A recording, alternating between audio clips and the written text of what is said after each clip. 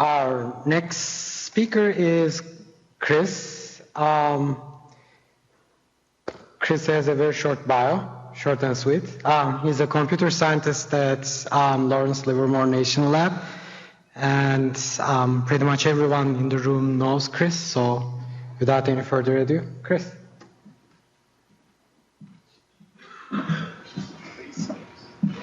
Just hit space, maybe? Okay.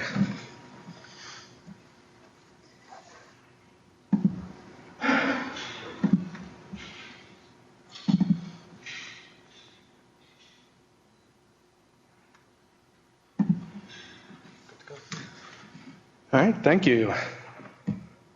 As most of you know, Lustre servers can be set up to live on one of any number of nodes at configuration time.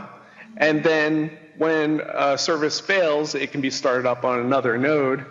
Lustre automatically discovers that the service has moved, it reconnects, and everything goes on as if nothing had happened.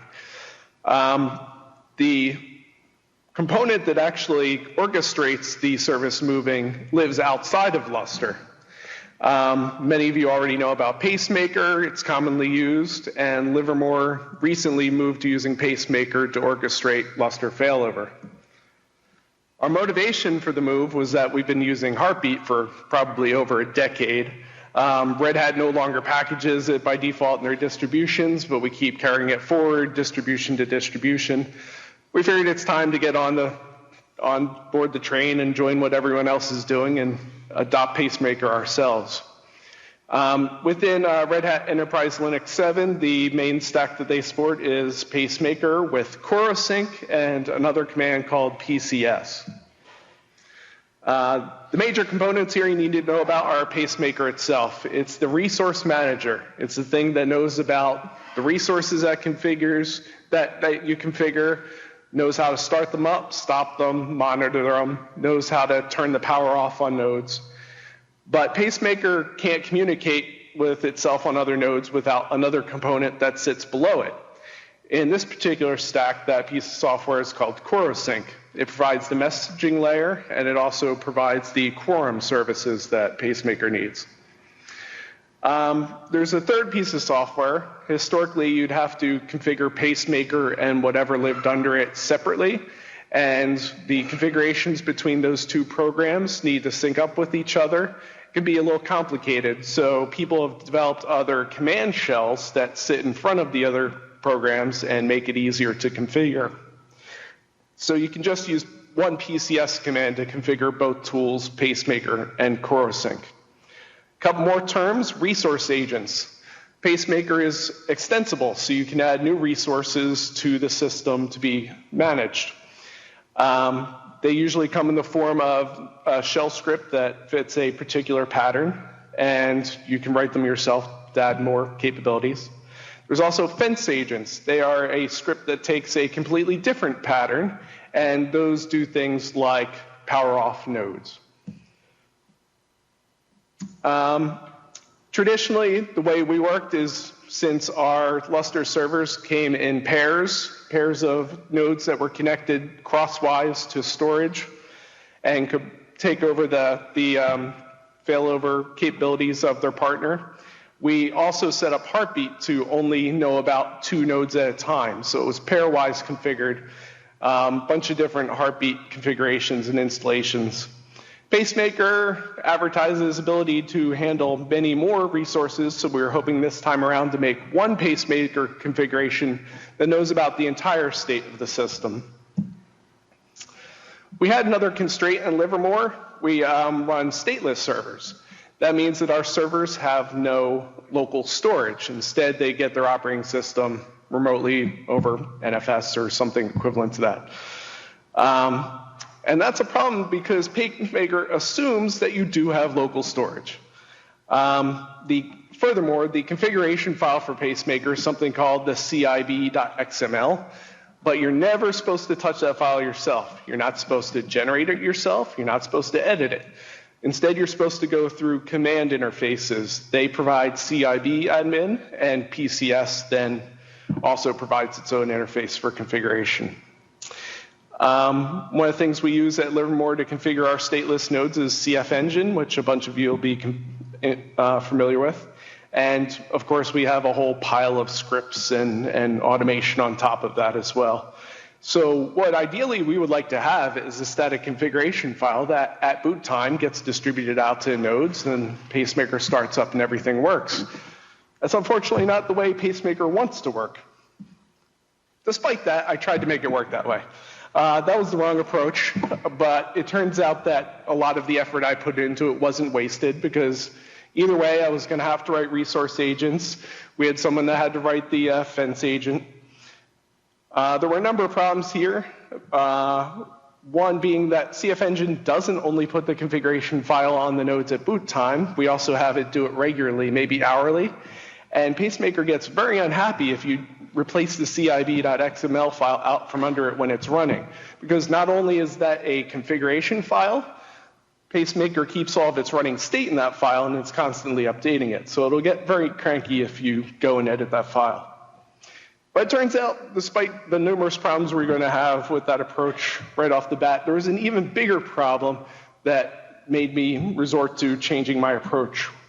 And that problem, which some of you already know, but I didn't at the time, Corosync does not scale. A lot of people know this, and a lot of people also think the rule is you can't use Pacemaker over more than 16 nodes. It's just a general rule of thumb. But it turns out Pacemaker is not the thing that has the limitation. It's really Corosync. And we saw some of those problems running Corosync at over 16 nodes. It would get into these pathological situations where it was just thrashing, sending messages over and over hundreds of times a second and never making any progress. It looked to me like something that was not inherently wrong with the algorithms it's using, but more of a straightforward programming bug. So we contacted Red Hat and asked them for help, and they told us, sorry, we don't support over 16 nodes. But they did point me to the right direction, which was very helpful. They pointed me to pacemaker-remote. And if you've never heard of it, don't feel bad, because the main documentation for Pacemaker doesn't mention it. Instead, the pacemaker-remote documentation is in another document. So you kind of have to know it exists to even go looking for it. So what pacemaker-remote lets you do is run a Corosync pacemaker cluster that can control resources that live on other nodes that are not part of that pacemaker Corosync cluster. That lets you get around the limitations of the Corosync size limit, because you can run a very small Corosync cluster and just run this pacemaker remote daemon on the rest of the nodes. It also means that we have to do very little static configuration on the rest of our nodes. All of our server nodes pretty much just need an auth key. It's a randomly generated key to provide the security for communication between the various pacemaker daemons. It also lets us bypass all the hacking I did in direct XML. Instead, we can start using the standard PCS command, which makes, I'm sure, our sysadmins a little happier. Not that that's an easy command to figure out either. Red Hat will actually support it. That's a plus. So this is an overview of the architecture that we wind up with. You have a couple nodes that actually have local storage. In our case, for our Lustre server clusters, we always have one, sometimes two management nodes, and they do have disk. So that's a perfect place for us to actually run the full pacemaker Corosync stack. That's also where the fence agent lives, and that matches up nicely because that is where our power management happens on our management nodes. On the Lustre servers, as I mentioned, we only have to run the pacemaker remote, and that's also where we put the resource agent scripts. A little more, we simplified a little more. Instead of that generic case, we actually decided that we're only going to have a single node make up the Corosync cluster. One management node will run the full pacemaker stack. The rest of our Lustre server nodes that actually provide the Lustre services only going to run pacemaker remote. So that's general overview. Now I'm going to show you a lot of the boring details of all the commands that you have to run to actually set this up. But there are a couple of gotchas in there that will probably be interesting if you try to use this approach. To start out with, just so you recognize some of the names and the text that's coming, the two resource agents that we created are one, a script named Lustre, and another called zpool. They're put in the path user lib ocf resource.d-LLNL in the file system. The name that you use to recognize those inside when you configure pacemaker are OCF:LLNL:Lustre or :Zpool. Nice thing about that naming scheme that it came up with is 5 different people can provide a Lustre resource agent script, have the same name Lustre, but since they're under different directories from different providers, they don't conflict with each other, and you can select which one you want to use.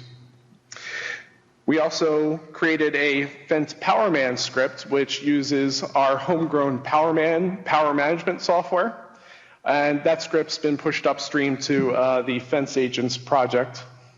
And since that's implemented a completely different way, that doesn't use the colon notation. When we refer to it in the pacemaker configuration, it'll just be called Fence underscore PowerMan.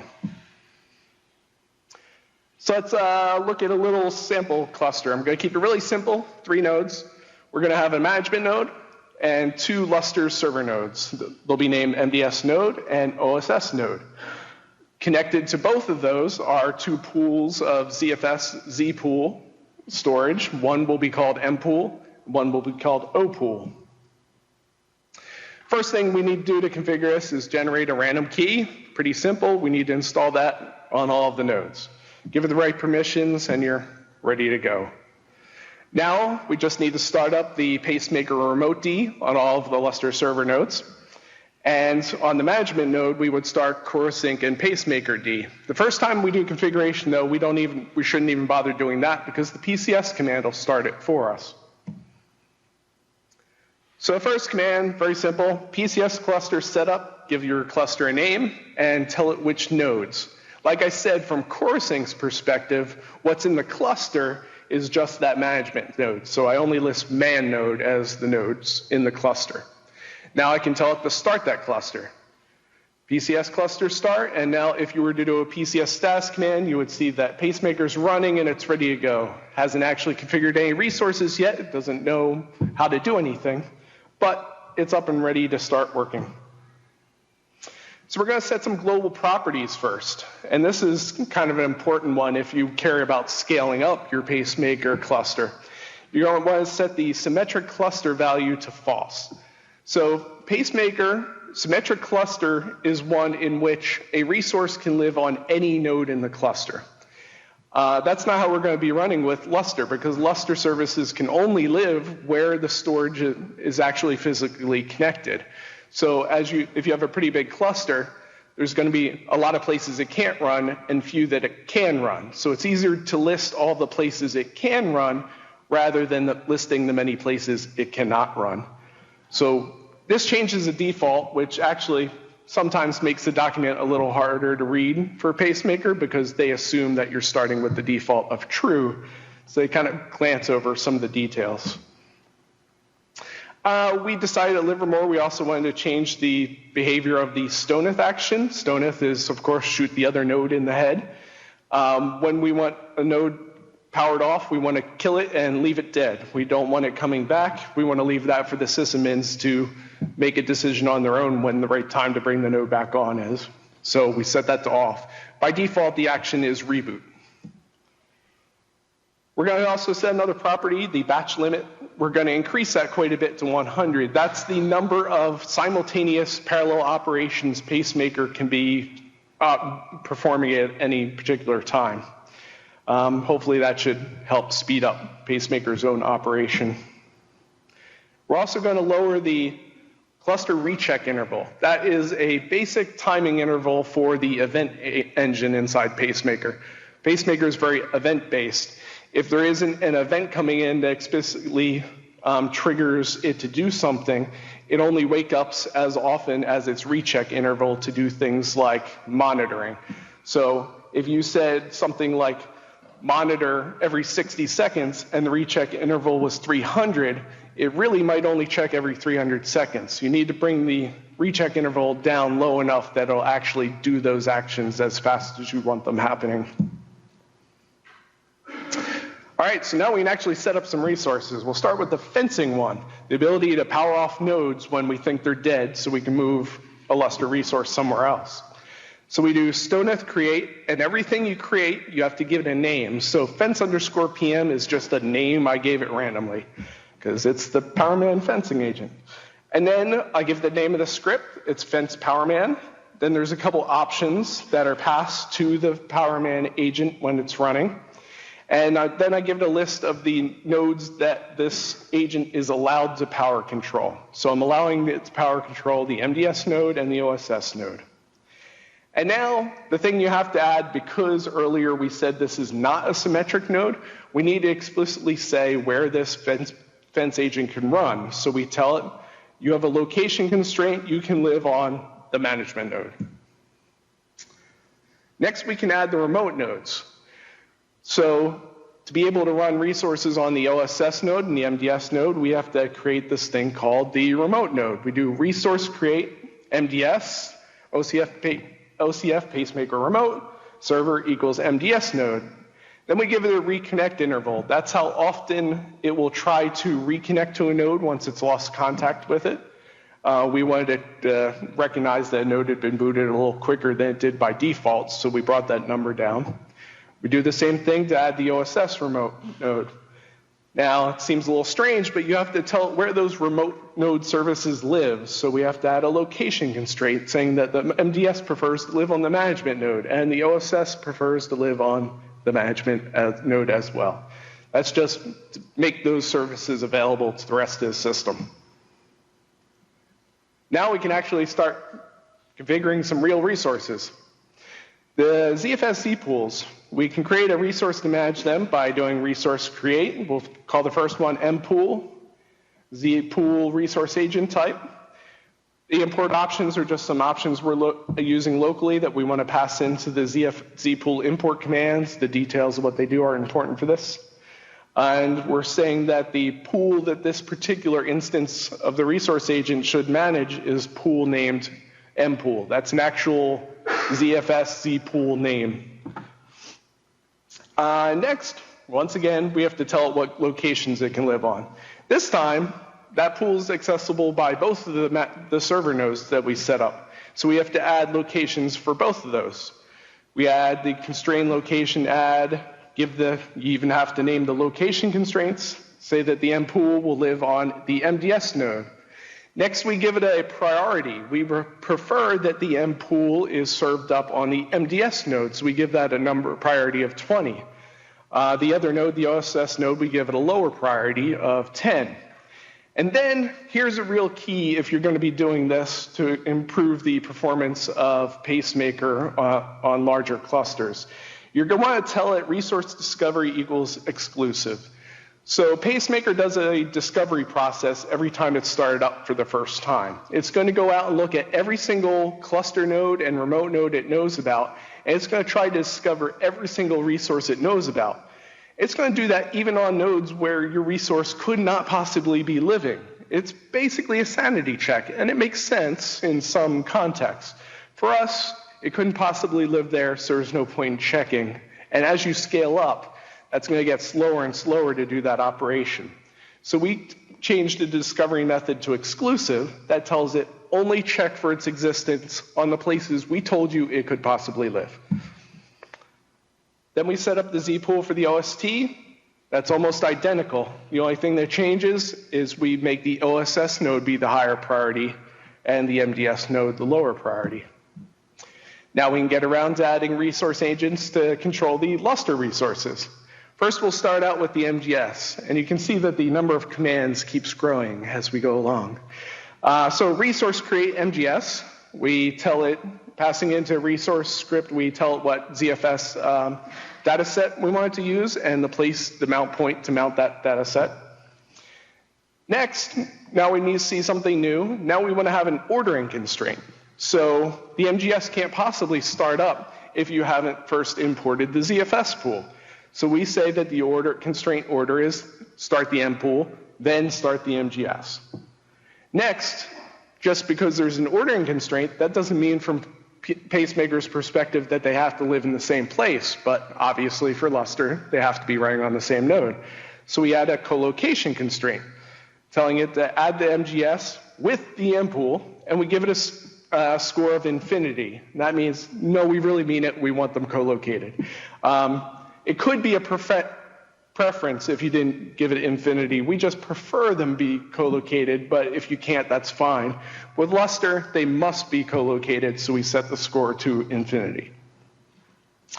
Next, we have to add the location constraints that you've seen before. It might seem at this point, since we know it has to live with the M-pool and it has to start after the M-pool, you could figure out where it needs to live, but you have to explicitly tell it once again what nodes it can live on, the MDS node and the OSS node. Next, we have the MDT. Most of this is very similar to the MGS configuration. But now we're adding a new constraint, and this is one benefit that you have in combining your entire cluster into one pacemaker configuration instead of having a bunch of little configuration, pairwise pacemaker configurations. Now we can start doing ordering constraints that you couldn't do before. So you see the italicized line, we have constrain order MGS, then MDT. What this means is, don't try starting the MDT until the MGS is up, because that's kind of what we need from Lustre. And Lustre kind of has a bad history of if you don't start the servers in the right order, sometimes it doesn't start up right. So let's just cave and start starting them in the right order. We're not going to go all the way. We're just going to make all the servers besides the MGS come after the MGS, just one simple constraint. We also put kind equals optional.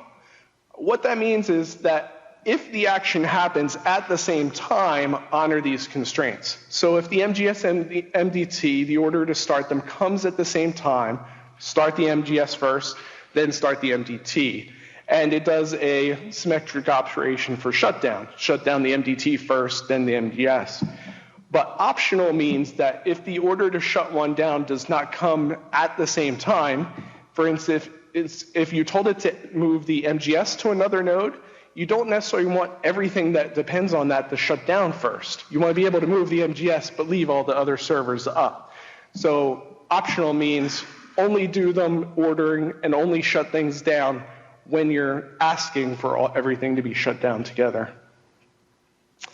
The rest of the things are pretty similar to what we've seen on the previous slides.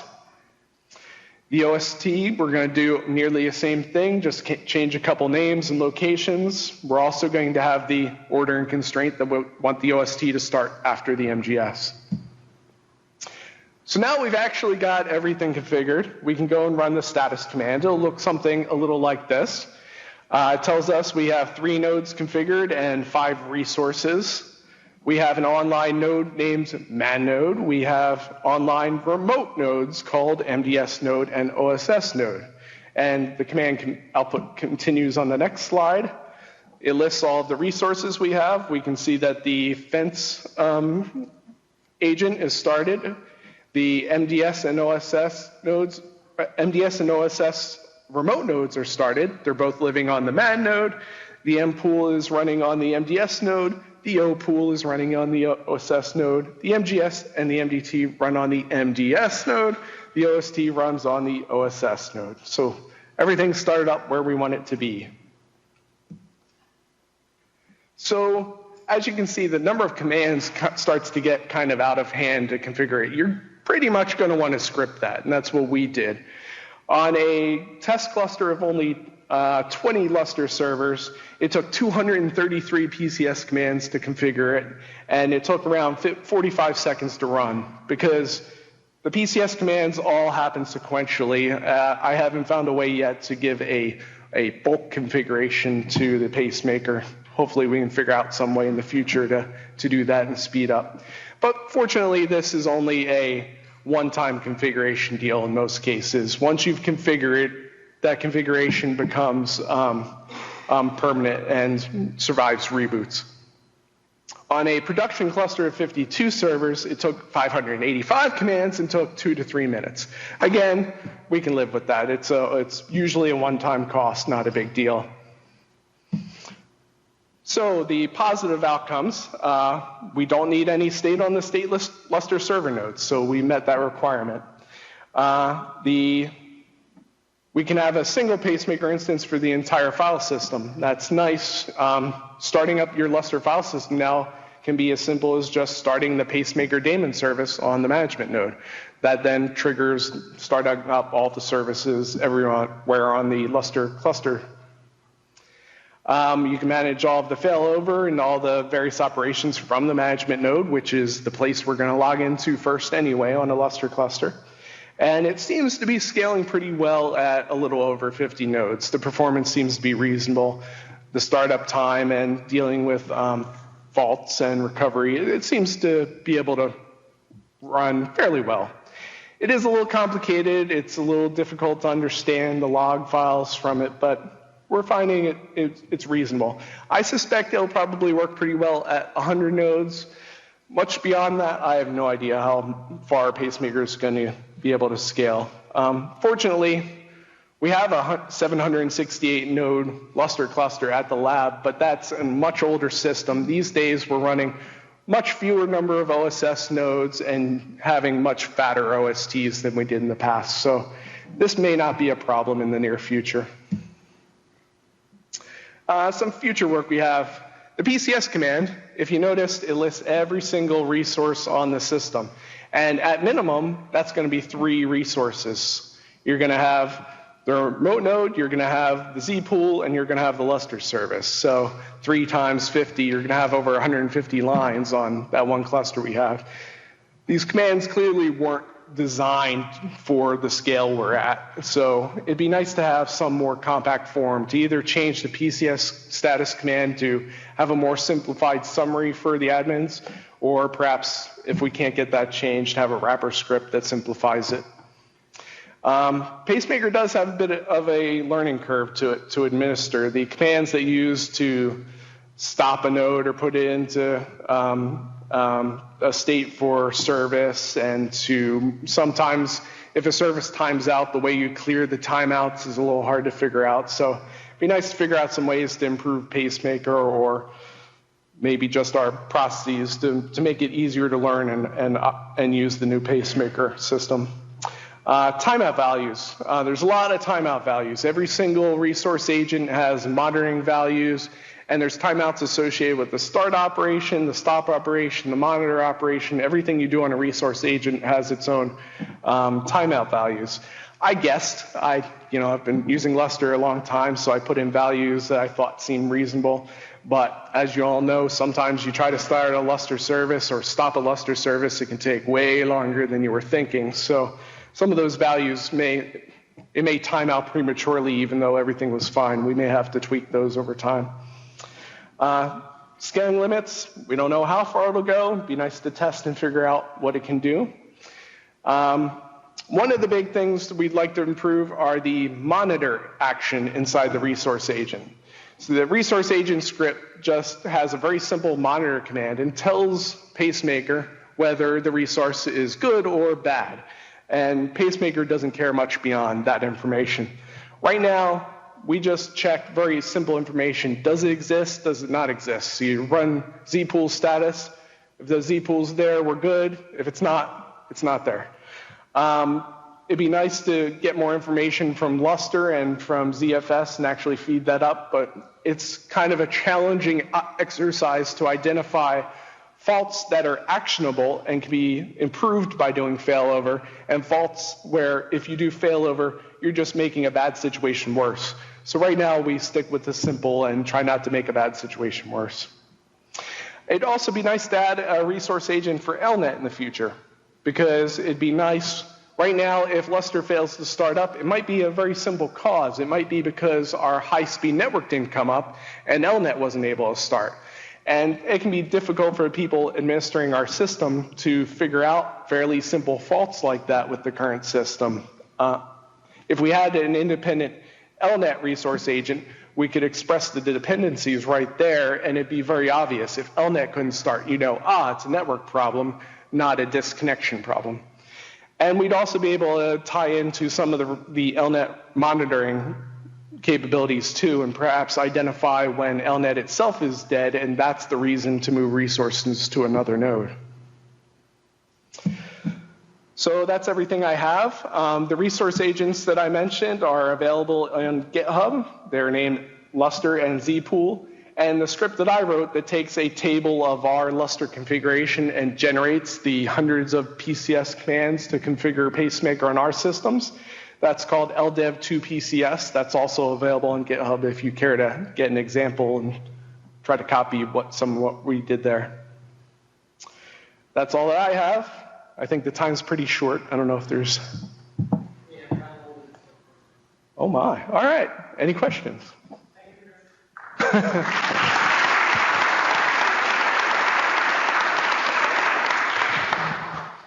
Any questions? I had a quick question. So since your monitoring that you're doing is happening from a remote node, if an OSS gets bogged down, I mean, does it just get stonethed, even though it may be doing work that's important? It certainly could, yes.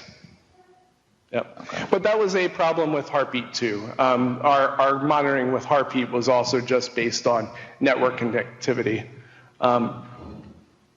Yeah. But if a node's so bad it can't even respond to a very simple ping question, that's often hard for even a human to tell whether it's actually dead or not. It needs to be rebooted. So it's always a problem. If you're getting too many false positives, you just need to set your timeouts higher. That's the current solution.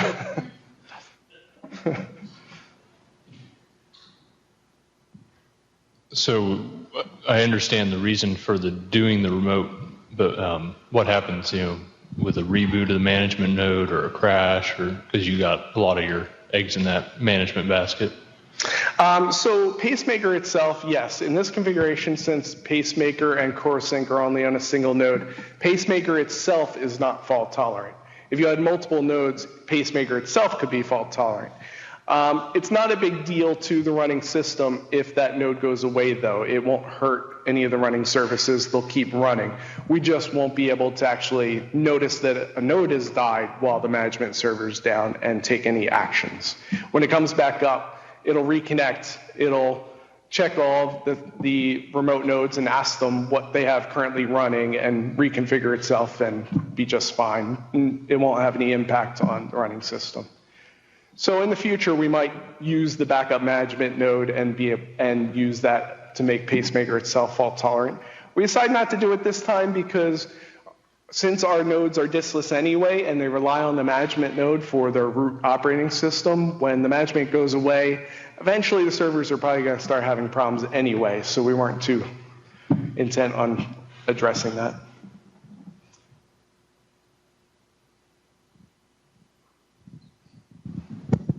Any other questions? Okay. Once again, Thanks. thank you.